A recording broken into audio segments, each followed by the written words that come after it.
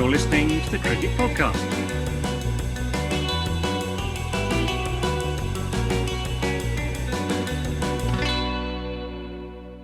Hello everyone and welcome to the Cricket Podcast, where we will be reviewing the action from the third T20 between India and England. In a game that mirrored the first match of the series, England romped to victory, batting second and easily chasing down a kind of middling Indian score. But there was a lot of action along the way. I am Jack Cope and I'll be recapping this game with Ross Legg. How are you doing, Ross Legg? Oh yeah, being an England fan is a roller coaster. We've crushed them, then been crushed, and now crushed India again. So it's just all good over here. Thanks, mate. And back on the show for another appearance in like a string of recent appearances. It's Dan Weston. How are you doing, Dan? Yeah, I am good, Jack. Yeah, really good. Glad to be back on here and looking forward to England winning the next two games to fulfil your 4-1 prediction. We'll see about that. We'll see about that. Ever since I made that prediction, I made it kind of, to be honest, as a bit of a joke because they both said 3-2 England and I'd been talking down India. So I was like, we can't all go 3-2. And ever since then, it's been a millstone around my neck. I can't sleep properly. I can't do my actual jobs. I'm just thinking about this 4-1 the whole time. Anyway, Ross, before we move on with the rest of the show, do we have any messages for our listeners? Yes, you should follow us at The Cricket Pod on Twitter and Instagram. And if you're watching this on YouTube, like and subscribe. What are you waiting for? And also tell a friend about it. We get so many messages in, people telling their friends and everyone loving it. And that's what we want. And then if you're following us on the podcast, please make sure you subscribe on there so you don't miss out on any of our good stuff. Excellent. Now, should we move on to the cricket? Do you want to recap the game for us quickly, Ross? Yes. So after both teams who won the toss won the game in the first two instances, today was no different. And England from the off had the advantages. Morgan called correctly and chose to bowl. England bowled excellently in the power play, removing Rahul, Rohit and Kishan, limiting India to less than 5 and over. They continued to execute their bowling plans and held India to 86 for 5 after 14.3 overs, which the game was gone by that point. But then stepped forward Virat Kohli, who played his anchor role well. And the game could have been over at this point if he was out 30 from 30. But he had the ability to go up another gear and almost channel his inner AB de Villiers, who he's told that he's been phoning for a bit of advice. Imagine having him to text or him to phone, just be like, we're in a bit of bad form at the moment, AB, what should I do? And they post 156. Bhuvi then has the ball hooping around, but it's Chahal who provides the opener for India, but they can't capitalise as Buttler is in fine fettle and proceeds to produce an absolute T20 masterclass of his own as England cruise to an 8-wicket victory. Oh, that's a great recap, Ross. This toss situation, it's all gone a bit PSL in this series, hasn't it? It seems to be so hard batting first and so easy batting second. I do wonder whether anyone will be able to sort of flip the script. Let's not get too sidetracked, though. I think the first thing we sort of need to get into is that Kohli innings. As you said, Ross, he sort of took India from nowhere to a score that was, not par, but gave them a sniff, wouldn't you say? Yeah, I think it's always difficult, right, in that situation. That when you lose early wickets, it's always going to be... What's the stat that probably will piss off Dan Weston is around... if you lose three wickets in the power play, you win 80% of your games. There we are. So whatever it is, whatever the stat is, it definitely annoyed Dan the other day. Lose 3 wickets and you're going to lose 80% of your games. And I think in this case, it showed Virat Kohli's class, which is just unquestionable, right? I think there is a bit where having that ability to go up those gears is not something that, say, Shreyas Iyer has in the locker. Dan, you've obviously looked at Virat through all of his stats recently. What are your thoughts on the great man? Look, I think that he's probably, no one would debate the fact that he's an elite death hitter. He strikes at 220 plus in the last 4 overs over the last couple of years. So, those are just simply amazing numbers. And like you say, he's got that in his locker, that acceleration in his locker that maybe a lot of other players don't have, or certainly not to that extent anyway. The problem is it's that middle over approach. We saw it with RCB quite a lot in the last IPL. From memory, I'm pretty sure RCB had the lowest middle overs strike rate in the entire competition last year, and a big chunk of that was down to Kohli's approach. And the problem is that it's all well and good when you go run a ball for the first 30 balls and then explode at the death and end up hitting it, was it 77 or 46 or something like that? Yeah. That's all well and good. But what happens if you get out when you're 30 off 30 balls? Then India probably get 120 and it just puts you in a really bad position. So I'm not a massive fan of these like run a ball or 110 strike rates when you're facing over 20 to 30 balls kind of thing. Because, like I say, if you get out, then it's curtains for your team pretty much because you wasted, like, say, 25% of your team's resources for not a lot of return. So, I prefer the earlier acceleration, and yeah, I'm a bit unconvinced about the method. Obviously, it looked good for him today, but whether that's a long-term sustainable thing, I'm not really quite sure. I think that Kohli would probably argue that in his case, it might be, and we've talked about this a few times, and I think people out there, they think that we don't like Kohli very much, but I don't think that's really the point that we're trying to make. What we're saying is that his style is maybe not optimum for all the reasons Dan said. You do maybe, though, want a Kohli in your 11, no? And if you're going to have a Kohli in your 11, you might as well have like the original Kohli, no? Yeah, there's no point kind of sitting there going, oh, we're going to just have someone who has ones and twos. Like like today, I thought India's selection was all over the place. Last game, I thought they were so close to getting it. It was like they'd listened to this podcast after the first one, and they'd gone, "Oh my god, these guys have the right idea here," and then they smash England to bits in the second game. And then today, it just seems again confused, and the only way they were going to win was one of their elite players playing an elite innings, and ultimately, India are nowhere near beating England today. That was England cruised that.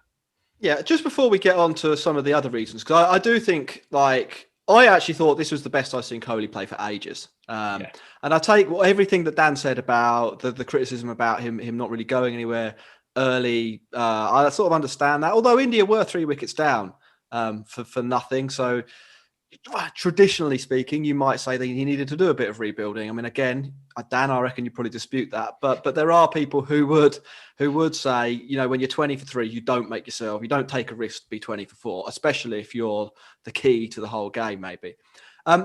With these sort of innings, and like, without talking too much about the process, about how he got there, just looking at the results. If you look at those results, and I messaged you about this, Dan, I sort of asked, like, what do players who face 45 balls in T20s sort of normally get? And Dan did some research for me because I didn't know how to do it. And he came back with 46 balls. You'd normally expect an international class batter to have ended up with a score of about 70 in those circumstances, batting first in the last couple of years. So Kohli, he outperforms that, which I think is like one good indicator. And the other thing to consider when you look at whether an innings was good, at the result of an innings anyway, is how did the rest of the team perform? And in this situation, in those conditions, it's pretty clear that Kohli was, to use the cliche, playing on a different wicket, basically. He scored, what did he score? He scored 77. The rest of the team scored 70 of 74. So, you know, for once, I'm going to turn the hairdryer of Indian disappointment away from Virat Kohli, because I think he kind of did his job in the circumstances, and, you know, like maybe took a risk eating up a few balls early, but he got there in the end. I'm going to turn it towards the rest of the Indian batters who weren't very good, were they, Ross? No, not at all. And I'm really hoping, Dan, you've got something about to back up my statement here. Since watching KL Rahul play in the IPL, I've called him the ball eater. And I've had a load of stick recently in the YouTube comments and on Twitter that IPL is the orange cap holder and for the IPL, and he's absolutely brilliant. My thinking on that matter is that KL Rahul's strike rate wasn't actually that good in the IPL. And I think IPL has a bit of an extra weighting than a lot of T20 international cricket actually does. I think a great innings in the IPL should count more than India going and playing against the Australian B team or something along those lines. Yeah. Dan, am I talking absolute nonsense there, or is there something there? No, I think you're spot on, actually, Ross. The IPL is a really, really high standard, obviously with 4 overseas players per team and those 4 overseas players generally being really good as well. And I think that the vast majority of the better IPL teams would blitz most international teams in T20 internationals, and we kind of saw that debate after the first game where a lot of people kind of said, "Oh, Mumbai would beat India," and I think that's probably true. Like in terms of if you have played 50 matches against each other, Mumbai probably would win more matches. But yeah, I would weight the IPL really highly in terms of. And I do in my models and stuff. I do that. I rate that league very, very highly in terms of performance. So if a player's performing well in the IPL, then there's a very, very high chance that they're going to be able to translate that to success in international cricket. But conversely, the other way around, if they're performing badly in the IPL, that's not a good thing either. And that has to be taken into account with international selection, I think. And so for KL Rahul then, so the IPL, having the orange cap is a great honour. It's something that will go down in the annals of history as hitting the most runs in the IPL. But doing it at a strike rate of 130, 135, I think it was last year, where Kings 11 Punjab didn't even make the playoffs. I think you can't bandy it round. Like if you get relegated in a football season, you're the top scorer. No one still gives a shit about Andy Johnson for Crystal Palace, do they? Like it makes no difference. And the bit for me here was, why did India decide to change a winning formula? Like I can understand bringing in Rohit Sharma, but surely the change was for Shreyas Iyer and you move things around. Ishan Kishan at the top of the order scared England last time, hit a 50, and they demote him. Where's the logic? Yeah, no, there isn't a great deal, to be honest with you. I mean, poor Surya Kumar Yadav didn't face a ball on his debut and got dropped.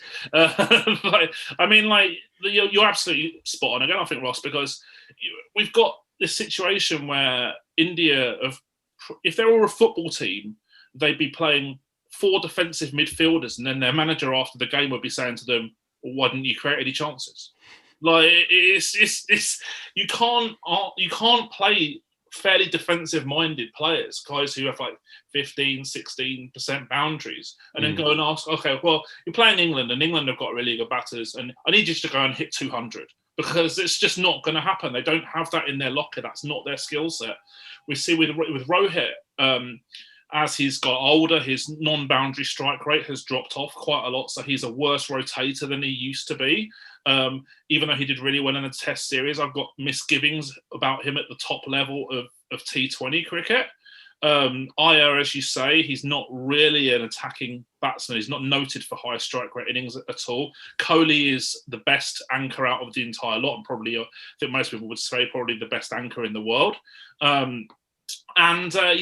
There's just, it's not enough attacking intent. Obviously, KL Rahul again is becoming a more defensive batsman. And you mentioned about the orange cap as well.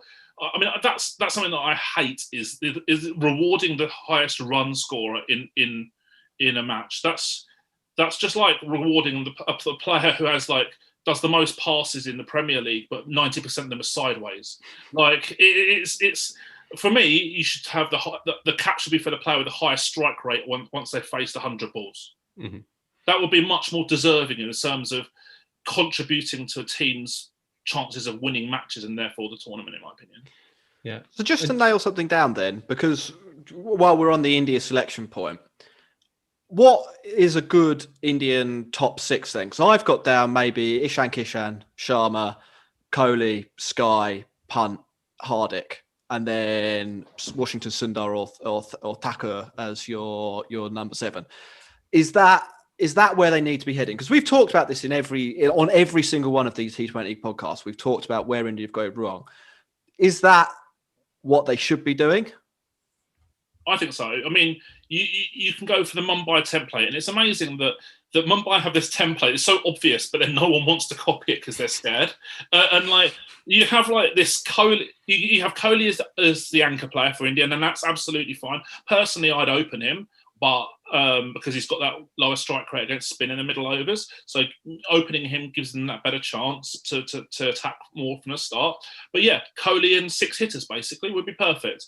I think your point about putting Hardik at 6, I think is a really good one, because he's too good as a hitter to be wasted at 7. Like, I can't remember the exact numbers, but like number 7 faces like something like 7 balls or 8 balls in a T20. His impact needs to be more than that. Well, I mean, today India had a batting collapse and he only faced 15 balls. And I think if we look back to sort of why this selection, what this manifests itself as, even in a scenario where India kind of collapsed, they still managed to end up with 2 anchors batting together with each other for quite a long time, using up a lot of balls and not going anywhere, which meant that Hardik only faced 15 balls. Washington Sundar didn't bat. Thakur didn't bat. And these are guys, the point of having those 2, the last 2 in your team, is to give you a little bit more batting depth, surely, because they're not necessarily the best bowlers. And if you were going to pick 5 specialist bowlers, I don't know if those 2 would be in India's side. So what's the plus value? It's that it means you can go a little bit harder earlier and you don't get beached on 150 and chased down easily. No? Yeah, agree. Yeah, Dan, do you think there's a bit of sentimentalness in that India kind of, because like KL Rahul and Rohit Sharma have batted well for India in the past, and is there just a thing now where they're kind of holding on to those past glories, and that 2018 win was amazing, and we should continue that? Yeah, absolutely. I think that's probably very, very true. I actually wrote an article today which looks at performance versus reputation, and the results are like chalk and cheese. The players with high reputation don't always have good recent output. And by recent, I'm talking like last 2-3 years, which is still a decent sample size of data in terms of balls faced. But, looking at Rohit now, he's in his mid to late 30s. You can't look at 2017 or 2018 data have that much value on a player who's getting to the latter stages of his career, and that's a very dangerous proposition in terms of selection, I think.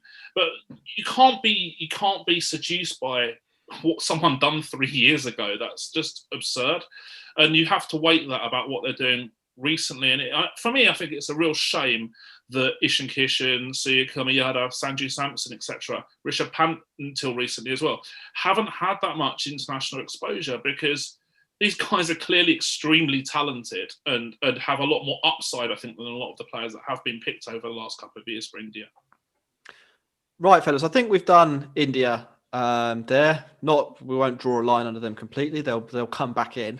But we maybe one of the potential turning points that didn't turn out to be a turning point, as it transpired, was that England did maybe let India slip off the hook in terms of their bowling performance. So India, I don't know what they were going on. They were on 120 with 5 overs left, or well, they were. Bang with this. Ross, explain.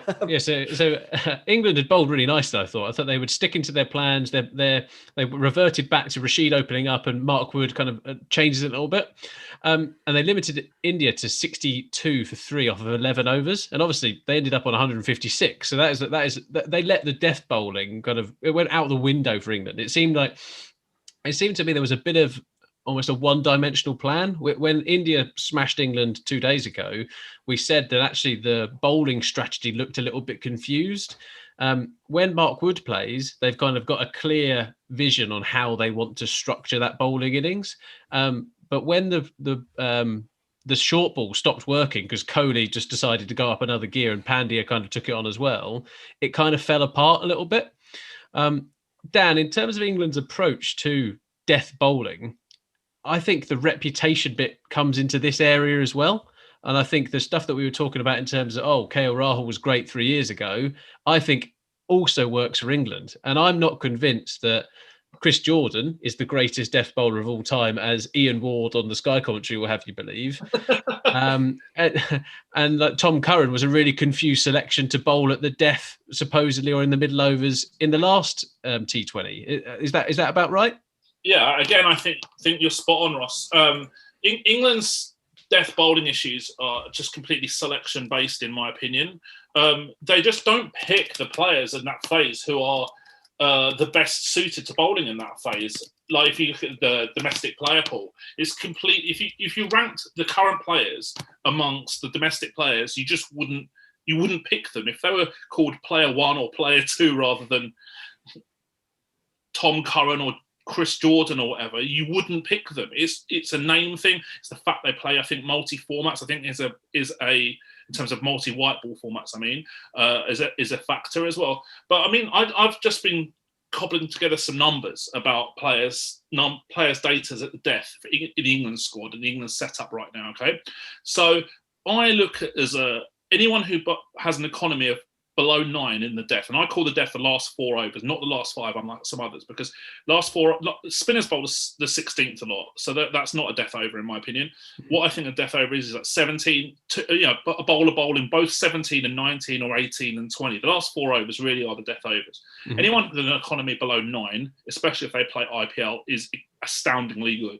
Jofra Archer, 8.75. There can be no arguments that Jofra Archer is an elite level death bowler. And, he played up for Rajasthan as well last year, who were a poor team in terms of death bowling, and at Sharjah as well. I mean, those numbers just stand up to every type of scrutiny you could possibly wish for. So Archer's obviously an absolute shoo-in. I'm sure that's no surprise to anyone else in terms of how good he is. He's elite level. But Jordan, almost 10 economy in the last 3 years bowling at the death. Mark Wood, from a small sample size, just over 10. Tom Curran, over 10. Sam Curran, almost 11. Ben Stokes, over 11. This is a common problem for England because they're picking the wrong players to have that in that particular role. The role clarity isn't there, and I think that's because they've got confused selection policies themselves, as you said. There's guys in the domestic game. Topley's sitting on the bench, hasn't played yet. His power play numbers are incredible, and he's going for just over 8 and over at the death. Tymal Mills has got fantastic death bowling numbers, and he also has a really unconventional style, bowls short a lot of the time at death. It's found a style that works for him.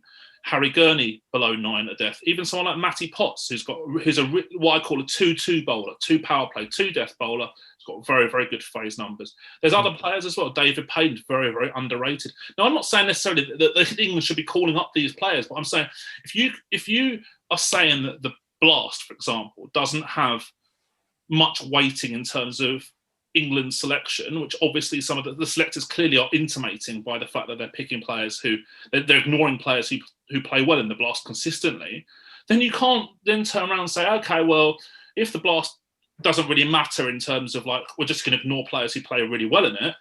Well, when these players who play for England play in the Blast, they get smashed around. So you can't work both ways. It's like I've said before, if you're going to take a data-driven approach, you have to be quite consistent with it. You can't say, okay, well, yeah, the data backs up that pick, so that's all good, but I'll go on a hunch with this guy because I quite like him. Or it doesn't work like that. You have to have like evidence-based all the way, and I don't think England do that with their death bowling. I think that might be true to some extent. I'd probably respond on the Chris Jordan point, though, because I think of those you listed. So after, if you think back to the IPL last year, he bowled an over that went for 30. It was the last over of the game, and it went for 30. And following that, Weston did a collaborative article with CricViz, and they basically went through all the Chris Jordan death over statistics they could find. They compared different leagues he bowled in. So there's a couple of things that came out with Chris Jordan. One, he bowls at the death loads more than everyone else, which means you've got pretty reliable information on him. Two, by their metrics, he's actually about average. He's not really much better than you'd expect, and he's not really much worse than you'd expect. And I think the third point, and this is probably most important, is that I don't know whether there's really, and you sort of, Dan, you just ran through them, apart from Jofra Archer, who is actually genuinely an option for this year's World Cup. So you've talked about the selection conundrum they've developed for themselves by not having a consistent approach. But how are they going to resolve that between now and the World Cup? I think England going in with Chris Jordan as a death bowler for this year's World Cup is acceptable, given that their strength really is batting. And if they're average with the ball, they will win they'll win loads of games. They're by far the best batting side in the world, I think. The final thing I'd probably say on a couple of those England points, is I think in international cricket, at least, there is a little bit of an England tax that you have to add on to English bowlers for a couple of reasons. One, when they play at home, they tend to play on small grounds on really good wickets, which mean that they don't take a lot of wickets earlier in the match, which means they're not only bowling on good wickets, but they're bowling on good wickets to guys who can bat. So I think factor that in. Two, England, because everyone knows that England's batting is so good, they don't hold back in the way that they might if they were playing against Bangladesh. And that sounds like a little bit ridiculous, because why wouldn't a batter go crazy at the end? But that is definitely something that comes into consideration, because players cannot afford to leave a couple of runs out there to protect their average or whatever other motivating factor is there. And that must come through on players' economy rates. It's because you're not comparing apples with apples when you look at someone who's bowling death overs for England versus someone who's bowling death overs on like a used wicket in the PSL. Fair enough? Yeah, the England tax point I think is really, really fair. As you say, domestically as well, that we play on good wickets, often on small boundaries, unless you go to Chester Street, and then the boundaries are huge. But yeah, as a general point, I think it's very, very fair. But I mean, like, if you look at it from that perspective, Jordan's economy of 9.84, and this is not just T20 internationals, this is T20 and T20 internationals, so League T20 as well. That's decent. It's okay. It's, as you say, it's acceptable when you've got a good batting lineup. The point I would contend with a little bit there, Jack, is that bowling teams tend to do better in tournaments than batting teams, and there's the old adage that batters win matches and bowlers win tournaments, and I think that's actually really fair. Sure, Dan, but here, just to jump in, if we were building an IPL franchise, I'd absolutely agree with you. But England don't have the option here to go and spend 10 crore and bring in Chris Morris. Like they are stuck with the options they have. Now they might not be picking the best option because they don't have a rational selection process, and we've definitely talked about that on this show. But given the selection process they do have and the information we have available to us, I think, taking Chris Jordan as the safest bet is probably the right decision. I don't want to see Tom Curran doing it. I don't want to see Sam Curran doing it. And we definitely don't want to see Stokes doing it. Yeah. That's a really valid point. I mean, personally, I would have given Topley and Mills more exposure in recent times. Mills has obviously had those injury problems, both players have had injury problems. I think that's an issue. But Topley's, been a year or so without having major injuries, and he's sat on the bench for the first 3 games of this series as well. Maybe it would have been a good opportunity to see what he could do. But yeah, no, I accept that. The Jordan point, of course, you take him over, the Currans and Stokes as death bowlers. I think that's very, very fair. Can we move us on quickly? Because I do think we should talk about Jos Buttler. He might not have been the whole difference between the sides, but he was top scorer in the match. After getting a duck in his last game, a bit of a clinic, Ross. Yeah, I think it was an absolute masterclass. There was a lot of, and rightly so, some adoration for Virat Kohli, but Jos Buttler's innings just put play to what an elite T20 hitter can do. Like, he was 50 from 26 balls. Like in the power play, Jason Roy was struggling. I think we only had like 3 off the first over, and we come out of it on the best side, like 50 for 1, 60 for 1. That is a great position for England to kind of be in, and it just sets up the game in a completely new way and takes the pressure out of it. That England are going to be able to find 100 runs within a 15 over period, or 14 over period. I think what is really key to Jos Buttler at the moment is that you kind of look at kind of where his scoring shots are. He is almost impossible to bowl to, and there is a bit now where I think he's really good at the reverse sweep. But what you saw in the innings today was that he was punching down the ground. But when Chahal came on, he was just like, there is no way I'm letting this leg spinner settle, because if he settles and we kind of get under the cosh, it's difficult to come in potentially. He's hit him about 40 rows back, 2 balls in the first over. And you're just like, this guy's absolutely brilliant. Confidence goes up, and all of a sudden he's got a 7-foot stride out or whatever it is, and reverse lapping these guys all over the place. It was brilliant to watch. Dan, a couple of questions for you. One, where does Buttler rank in terms of world T20 batters? And two, obviously he should open the batting for England, yeah? Yeah, no doubt about that. I just wanted to kind of bring up as well what Dinesh Karthik said. I think he's been absolutely brilliant in the Sky commentary for the first three games of this series. And he said that Kohli starts like a Corolla and ends like a Ferrari. Well, I think with Buttler, we saw what happens when you start like a Ferrari. that was magnificent. Buttler, I think we would say is pretty fair point to make that he's in the top 10 T20 batters currently. Whether he's quite, in the AB de Villiers bracket, I'm not 100% convinced, but I think there's a pretty good case for saying maybe he's like top 5 or there or thereabouts. And yeah, much better opener. I prepared some numbers in advance because I thought we might be talking about this. And I think it's ludicrous, really, that people are even debating it on TV and stuff like that. Okay, so from 2018 onwards, Buttler in the power play strikes at 155 with 33 balls per dismissal, which is just, you don't see those numbers very often. Yeah. They're that good. At the death, he strikes at 171 with 12 balls per dismissal. Now, it's a lot easier to replicate that from the other players in the player pool rather than someone who strikes at 155 in the power play at 33 balls per dismissal, which is incredibly difficult to replicate. And so, therefore, for me, Buttler should remain as opener, and I think that it should be a done deal, really. Yeah, right. Rajasthan Royals, pay attention. Right, fellas, we had a few questions in from Twitter. We're up to like the half-hour mark, so keep your answers reasonably short. Sonny, don't you agree India is missing a match-winning bowler in this series? I wonder who he's referring to there, Ross. It's probably Shabazz Nadeem, and I think when you're missing a left-arm spinner like that, it's just absolutely no. Obviously, it's Bumrah, and I think Bumrah would make a difference. He is the elite, if not the top 3, maybe top 1 pace bowler, other than Jofra Archer in T20 cricket.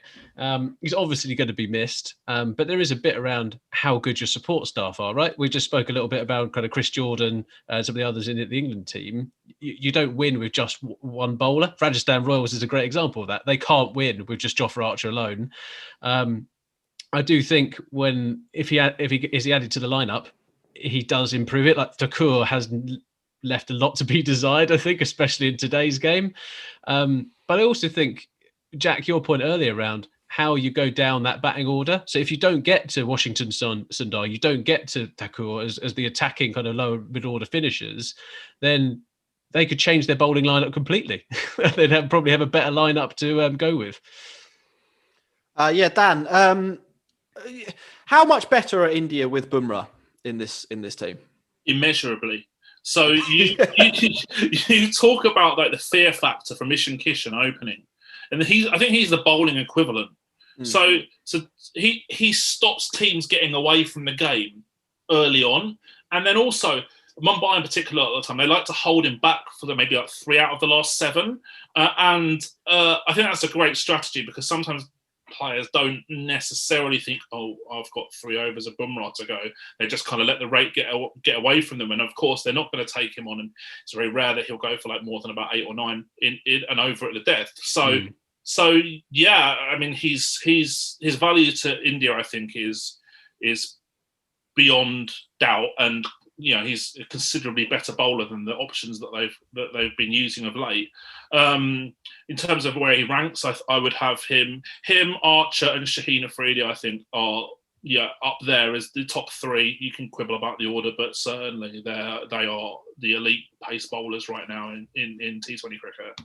Right, one from Nico Marsh. Why are Milan's slow starts regarded as a huge problem for England when Kohli's equally slow starts are regarded as fine for India? So I think this is probably one about the different strategies the two teams are playing. In the India what they seem to be trying to do is get to 165, 100 to 175 very consistently, and then let their bowlers win the matches, basically. Whereas England are probably thinking if they bat first, they want to put 180, 190 on the board and make it a lot less about what their bowlers are capable of. And obviously, if Milan scores 20 off 20 balls, that's a lot of their resources used up, isn't it, Dan? Yeah, absolutely. So you're putting the pressure on the other players to then hit that 180 or 90. You're asking them to hit at higher strike rates.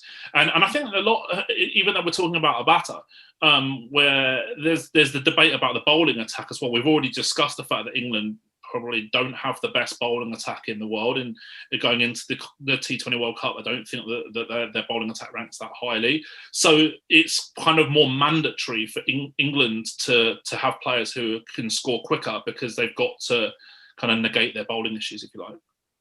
I will do one more. This is from Savage Bloke 96, which is a good name, isn't it? Are we going to see, basically this boils down to, are we going to see Rahul Tewascha in one of the last 2 games? Ross? Absolutely no chance of him playing, I think. He just won't play at all. It's gutting to see. Well, Tewascha's got that kind of dynamic of being a very, very aggressive batsman, but able to contribute with the spin. And I mean, he's a better hitter than Washington Sundar. I don't think there's much doubt about that. I'd like to see him get given an opportunity. And actually, there's another aggressive batsman who's a spinner who hasn't been given an opportunity so far in this series, and that's Moeen Ali for England as well. And I think that, I mean, you look at India's balance and squad at the moment, like Moeen Ali, in my opinion, would walk into India's team as a aggressive batsman who bats in the top 6, bowls for matchups. I think that the India's team with Moeen Ali in it would look so much better. So, but there isn't really a Moeen Ali type of player in the player pool of India, so that's really difficult for them. And that's obviously why CSK spent so much money on him. But there's a bit where we haven't talked about is that bit where Moeen Ali not playing means that England have a bit of flexibility with Stokes and Curran bowling together. I hate watching Ben Stokes bowl in T20 cricket. It is a complete lottery, right? Like, the guy is an unbelievably good cricketer, but when it comes to T20 bowling, I'm just like, why is Morgan trusting him in some of these aspects? And it's not just because England lost with Carlos Brathwaite, remember the name, but like, for me, it just seems like it's a good option to have if you need it, but you shouldn't be the one who's picking up the 7th and 8th over or 7th and 9th over. Right, fellas, we're going to wrap the show up now. Ross, last chance to give some messages to our listeners. Yeah, like and subscribe on the buttons on the screen, or follow us or subscribe on your podcast platforms, and obviously find us on Twitter and Instagram at The Cricket Pod. Dan, where can we find you? Yeah, so I'm on Twitter at SA Advantage, and you can check my website out, including the article today that I wrote about Virat Kohli, Ben Stokes, Rahman Gulbars at www.sportsanalyticsadvantage.com. We'll put that in the show notes. Thank you very much for watching or listening. We will be back on Thursday with, I think Dan Norcross is joining us, so that'll be good. Brilliant. Thanks, Dan. Cheers, guys. Thanks for having me again.